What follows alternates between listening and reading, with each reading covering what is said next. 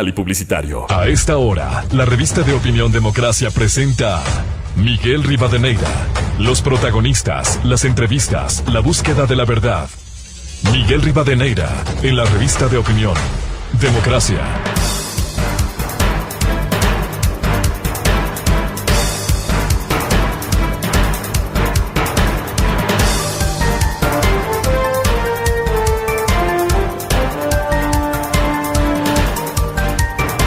Ocho 23 minutos en el territorio continental ecuatoriano, buscando la verdad en la revista de Opinión Democracia. Queremos saludar al asambleísta Pedro Velasco, miembro de la Comisión de Fiscalización de la Asamblea Nacional, y consultarle.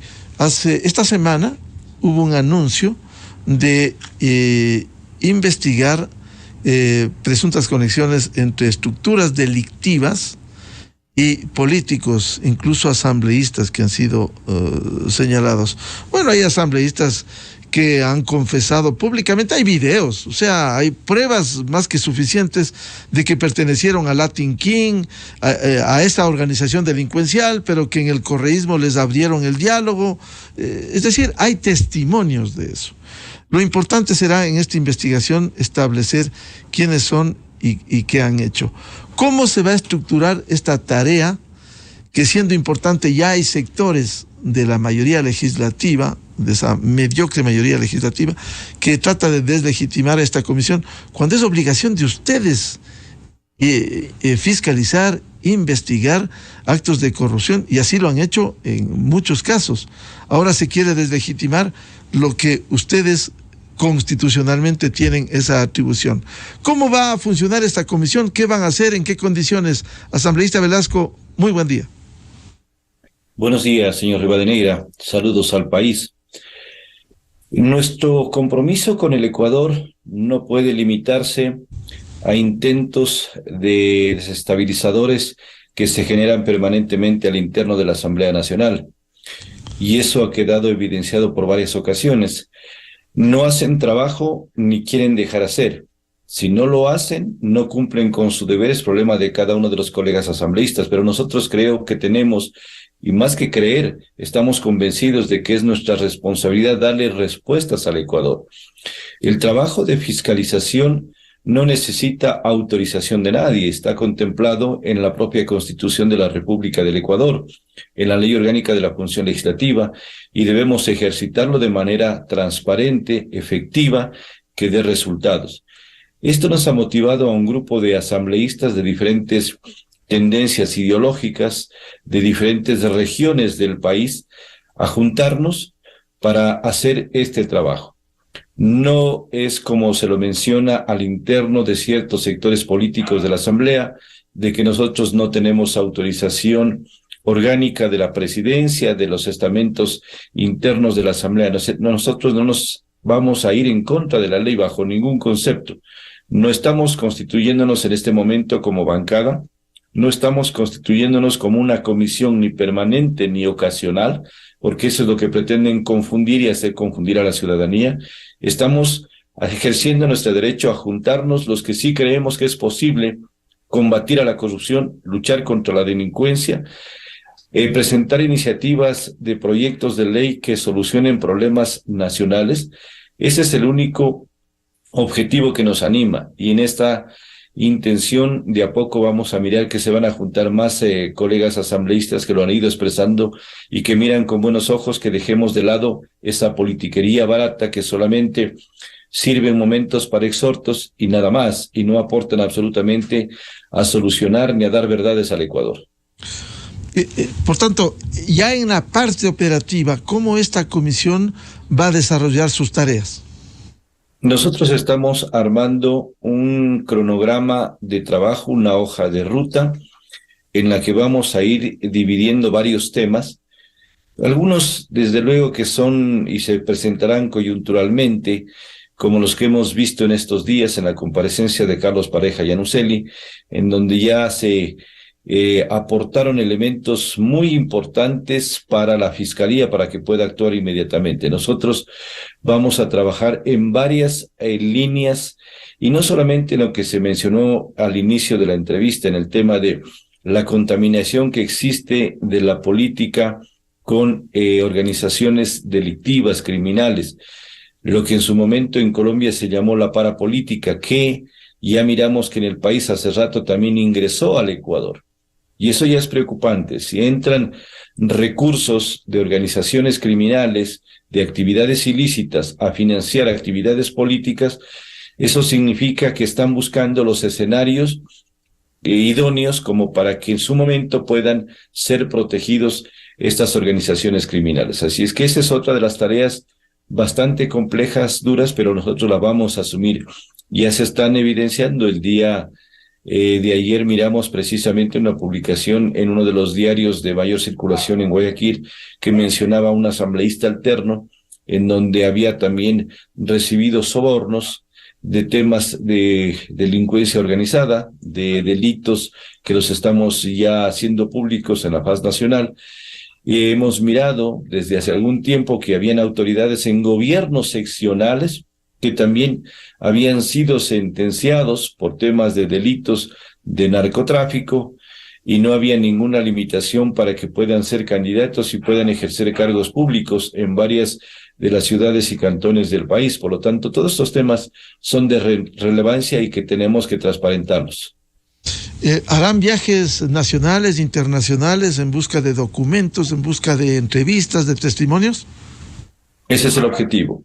Nosotros en el cronograma de trabajo que tenemos es hacer un recorrido en cada uno de los territorios, recabar información que sea útil a nuestro propósito y si el caso lo amerita también pediremos la colaboración internacional, que es importante y en algunos casos ha sido más eficaz que la propia colaboración interna de nuestro país. Así es que por ese lado está nuestro trabajo. No hay límites en el tema de fiscalización y en el tema de iniciativa legislativa. Asambleísta Velasco, ¿en qué tiempo presentarán este informe? ¿Se estima 2 meses para entregarle al país el documento final? En los próximos días vamos ya a establecer este cronograma que me refería hace un momento, en donde cada uno de nosotros tenemos que aportar con ese compromiso serio y plazos. No le puedo dar este momento, pero lo vamos a hacer una vez que tengamos aprobado toda esta hoja de ruta, que entenderán no es tan sencilla. Es una hoja bastante complicada, difícil, pero a esos retos nos estamos atreviendo. ¿Será que al final de esta investigación se encuentran vinculaciones de actores políticos, de actuales asambleístas con estas estructuras delictivas? Por el bien del país, lo más importante del informe que podamos nosotros elaborar, de las investigaciones que tengamos en esta labor fiscalizadora, es de que le entreguemos verdad al Ecuador. Que no se vaya a pensar que supuestamente hay una persecución, como siempre es el pretexto, que son perseguidos políticos, a pesar de que existen evidencias de haber cometido delitos ilícitos en el país, siempre hay la muletilla persecución política. Aquí no se trata de eso, se trata de darle respuestas al país de temas que a veces permanecen intocados y que nadie se atreve a investigarlos, pero nosotros lo vamos a hacer. ¿Cómo se han dividido el trabajo los 15 asambleístas? Le comentaba que nosotros ya tenemos algunas temáticas que las vamos a ir estructurando. El objetivo es reunirnos el día miércoles de la próxima semana y ya revisar cada uno de los temas, estructurar la hoja de ruta, saber cuáles van a tener un orden de prelación importante y los que van a ir posteriormente haciéndose. Y dentro de eso también están las iniciativas legislativas. Nosotros miramos, por ejemplo, que hay urgencia en materia del Código Orgánico Integral Penal, por los temas que son de coyuntura. Hay delitos que necesitan ser revisados en sus procesos de sentencias, en lo que significa incremento de penas. Hay temas de la ley de contratación pública que permite que por ahí lastimosamente se filtre el tema de la corrupción. O sea, hay temas que son fundamentales analizarlos y ver qué propuestas de reformas son indispensables plantearlas también al interno de la Asamblea Nacional. ¿Será que ustedes recurren a las autoridades de la Asamblea para que tengan soportes, tengan ayudas? Porque hemos visto, y esto se ve de cara hacia afuera de la legislatura, el presidente de la Asamblea Nacional no contribuye, y cito en casuística, ustedes pidieron el salón del ex Senado y simplemente no se quiso dar facilidades para la comparecencia de Carlos Pareja Llanoseli. En los casos que se requiera cumplir nuestro trabajo, nosotros miraremos con bastante objetividad si hay necesidad de plantear la colaboración, la ayuda, el tema de logística de la Asamblea, porque ese es nuestro deber hacerlo y nuestro derecho que tenemos de solicitarlo. En caso de no obtenerlo, nosotros no tenemos inconveniente, lo haremos con nuestros propios equipos de trabajo, con nuestros propios despachos y en unidad de acción, como lo venimos demostrando en estos días con los colegas asambleístas. El informe, cuando determinen, luego de las investigaciones, entregarán al Pleno de la Asamblea Nacional, entregarán al presidente de la Asamblea Nacional, entregarán a la Fiscalía, le entregarán al país, porque hemos escuchado voces, insisto, asambleísta Velasco, que tratan al interior de la propia Asamblea de deslegitimar la legitimidad que tienen como asambleístas y la obligación de fiscalizar. La experiencia que tenemos como miembros de la Comisión de Fiscalización ha sido bastante efectiva, es decir, nosotros no nos desgastamos en muchos de los casos cuando los informes no son aprobados en entregarlos al interno de la Asamblea. Directamente lo hacemos a las instancias que deben trabajar y operar inmediatamente, como es la propia Fiscalía, lo que es la Contraloría, el Servicio de Rentas Internas, para que verifique si ha habido declaraciones de impuestos por el tema de enriquecimiento ilícito, patrimonios no justificados, de lavado de activos. Inclusive tenemos la posibilidad de hacerlo con la propia UAFE. Tenemos varios mecanismos nosotros. No lo podemos todavía concretar. Depende del caso, cómo se llegue, las conclusiones que tengamos para orientar a cada una de las instituciones. Asambleísta Velasco, un tema vinculado con la Comisión de Fiscalización. ¿Qué va a suceder con la suspensión de 31 días que determinara la mayoría legislativa en contra de la acción que cumple Fernando Villavicencio? ¿Qué va a pasar en la Comisión de Fiscalización? Y por otro, que nos comente respecto del planteamiento que hubo para levantar la inmunidad que no pasó en la Asamblea. Sobre el primer tema, es vergonzoso para el país el capítulo y el episodio que lo vivió ayer la Asamblea Nacional, cuando en horas de la mañana se reúne abruptamente el CAL para tomar una decisión, considerando los antecedentes, que el día anterior nosotros habíamos tenido la comparecencia de Carlos Pareja Llanoseli por temas de corrupción que involucra a exautoridades, a exfuncionarios de alto nivel, y esto no tiene ni siquiera el menor temor de al día siguiente, a primera hora, dar la noticia al país de que ha sido suspendido quien promueve la investigación, quien combate la corrupción, quien lidera una comisión que ha dado excelentes resultados al país.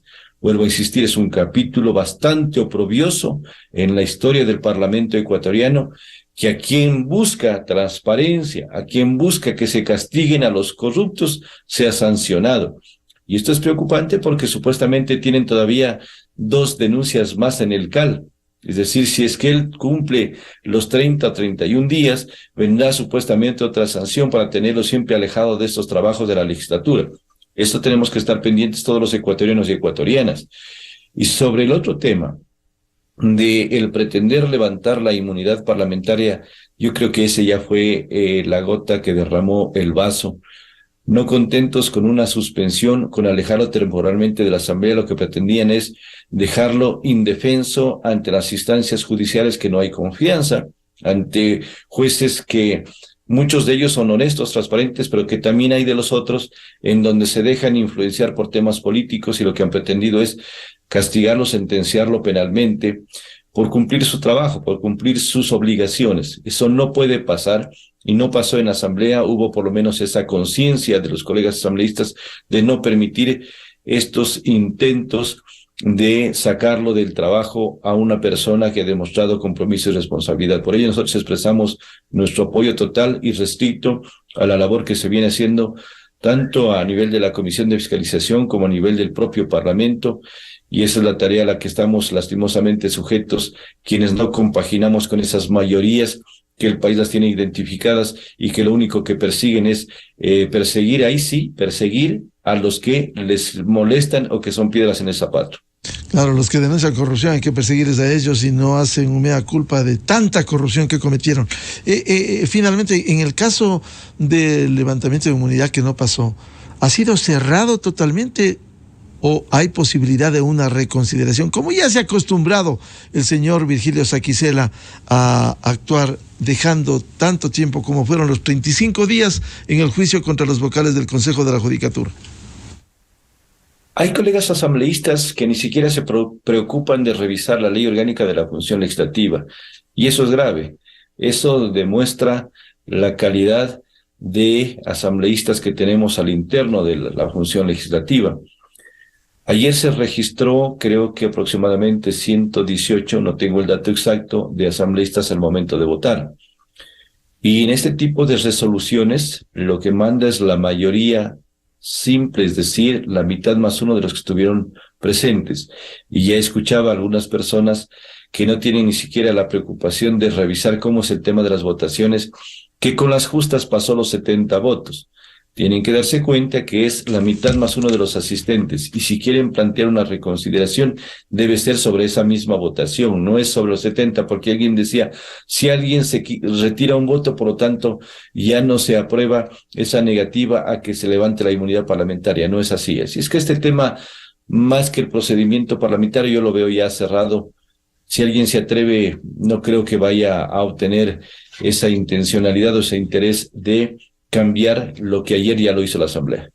Bien, muchas gracias al asambleísta Pedro Velasco, miembro de la Comisión de Fiscalización de la Asamblea Nacional.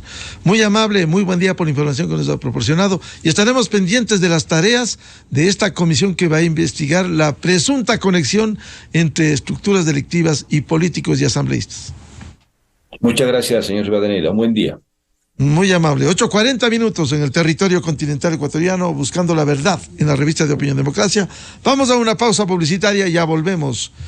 Tenemos previsto un diálogo con Caridad Vela y la Feria de la Vivienda Clave que se desarrolla aquí en el Centro de Exposiciones Quito. Miguel Rivadeneira en la revista de Opinión Democracia. Ecuador está de fiesta y el mundo también. Diners Club, tu mundo sin límites, presenta. Esto es Exa Sports. 1, 2, 3, come on. Estadio Ahmad Bin Ali, una de las sedes más importantes en el Mundial de Qatar 2022. en Exa Sports. Información sobre el Mundial de Qatar 2022. Cada vez está más cerca la celebración del esperado Mundial de Fútbol de Qatar 2022. La ciudad ha estado preparando increíbles estadios para hacer de este evento uno de los más grandes en la historia de la competencia. Ubicado a pocos metros del desierto y con una capacidad para 40,000 espectadores, en la ciudad de Al Rayyan ya están listos para recibir a los aficionados del fútbol durante algunos partidos